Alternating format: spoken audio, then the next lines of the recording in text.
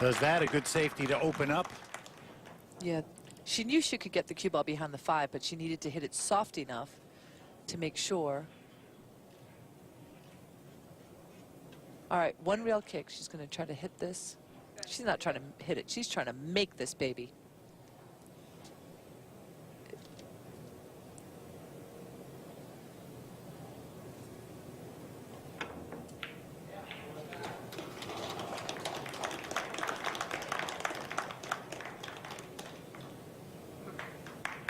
Snuggles up to the 5. Right, and she can actually hit this 2 ball. And if she sees it, the 2 ball is laying really well to come off the 5 in the side pocket if she hits it hard enough.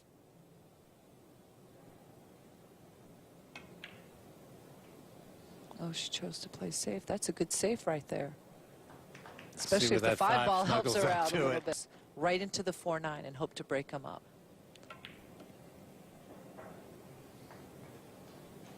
She tried. Good effort. As she gets ready, I'm going to quickly tell you about this great playing equipment, the Diamond Paragon table in use, the Delta 13 rack, the True Triangle, and beautiful Simonis 860 cloth on that Paragon.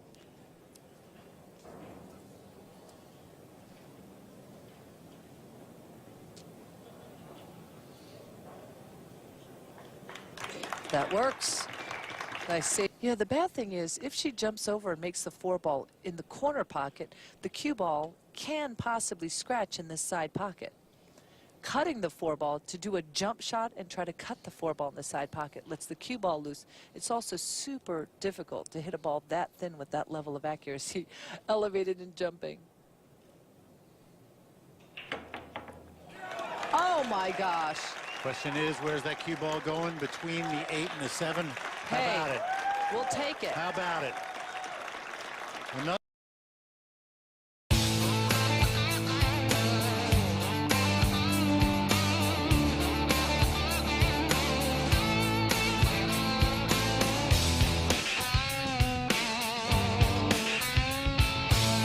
It doesn't matter what sport you're playing. Having solid fundamentals is one of the most important things that you can do for your game. And in billiards, it begins with a stance.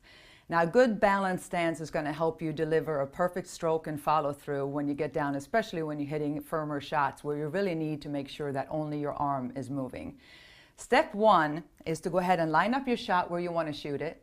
Let your arm relax. Put the cue stick toward the shot. Then take a step into the shot and make sure that the feet are far enough apart where you do have a good balance. Then you want to bend at the hips. You don't want to bend at the waist because you're going to really lose your posture and it's not really going to be a solid base to shoot from. Picture yourself as a tennis player about to receive a ball or a shortstop in baseball. You really want to make sure that you have a good solid stance. Now if you bend one leg or both, that's totally individual and up to you. I tend to want to bend both just slightly, then get down into the shot and just lower yourself. Now as far as how low you go down on a shot, that's completely individual and up to you, whatever feels comfortable. Obviously the closer your eyes are in line with the shot, the better, especially on the long shots playing on a 9-foot table.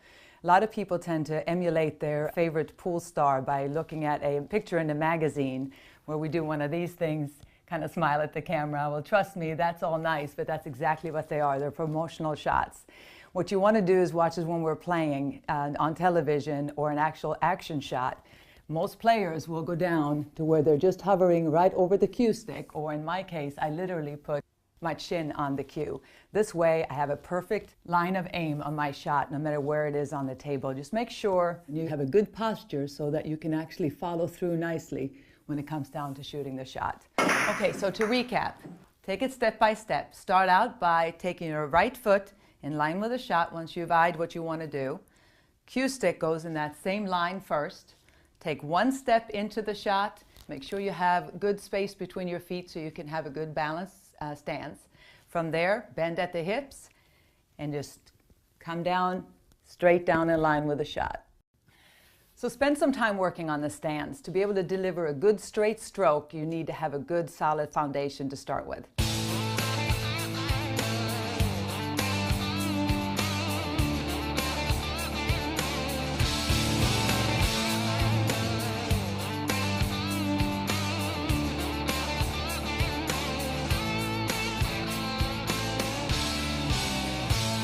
It is so important to have a nice solid stroke and follow through when you're playing this game. Not only to make the ball that you're shooting at, but also being able to move the cue ball around the table for your next shot. The first step is being at address. That's when, right before your stroke starts, before you even take a practice stroke, the tip of the cue is right at the cue ball. The back arm should be pretty much straight up and down, forming almost a 90-degree angle from the cue stick to the lower arm. Then you pull back. That's step 2 is your backstroke. Nice and smooth. You don't want that to be too jerky and quick. You want to pull it back. As your eyes are looking at that 3 ball, you hesitate a little bit. Then the forward motion comes. You accelerate towards the cue ball. Step 4 is impact. That's where you come back to where you were at address. And step 5 goes through the cue ball.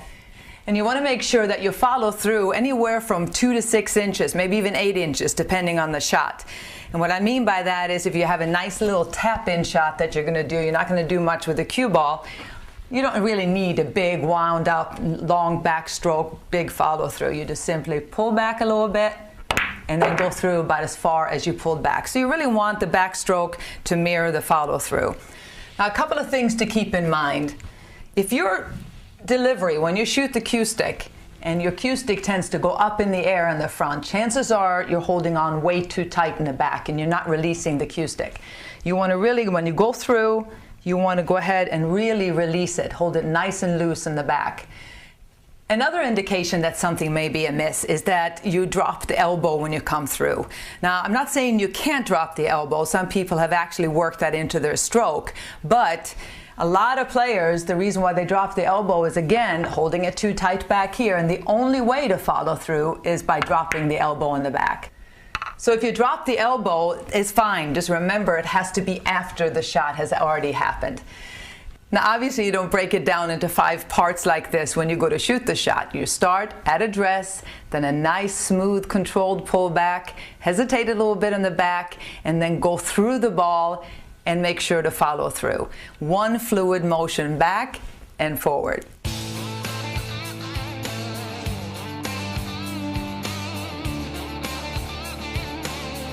A lot of left spin is going to bring it around 3 rails and come down here and finish off the 9 ball. It's the last ball to go in. So see if we can make the 1, the 3, and the 9 ball.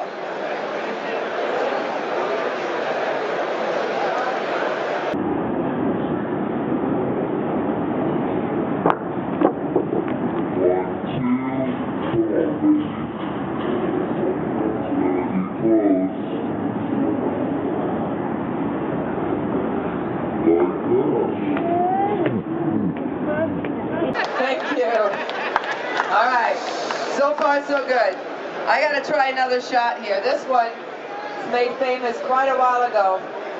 Those of you who remember, about 25 years ago, in a Miller Lite commercial. And it was performed by a good friend of mine on the men's pro tour by the name of Steve Mizrak, one of the most well-known names in our game. And what Steve did is he made 5 balls in 1 shot. I'm going to add a couple more. We're going to make 7 in 1.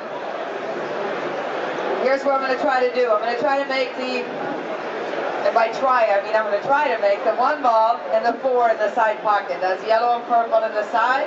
5 ball, orange ball down here. 8 ball is going to go in the corner pocket over there. And at the same time, the 3 ball goes 1 cushion across into the side. Cue ball is going to whip around the table all the way around, avoid collision with these balls, come down here, finish it off. The 7 and then the 9 ball should be the last ball to go. Now this is a true story, I kid you not. You can read it in Steve's book if you have Steve's book. It took him 181 takes to make this shot for the commercial and get his lines right. So we got some great cameras you guys can check out here on either side of the booth. If I get stuck, I'll let you know how it goes. Let me see if I can make all 7 balls.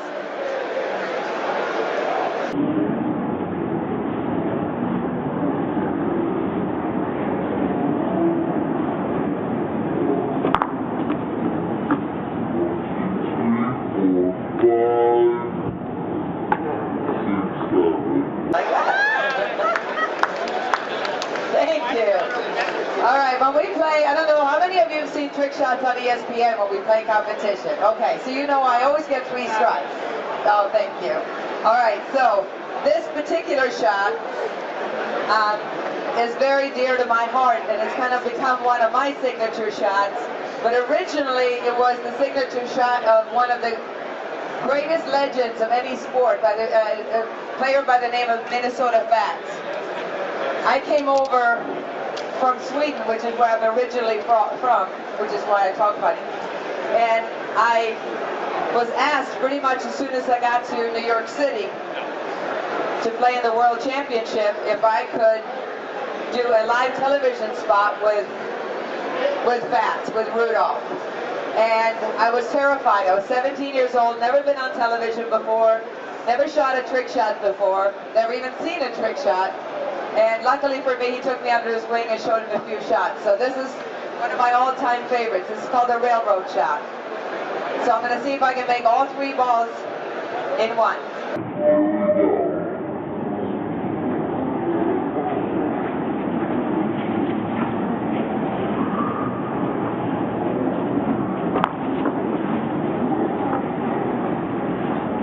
Thank you.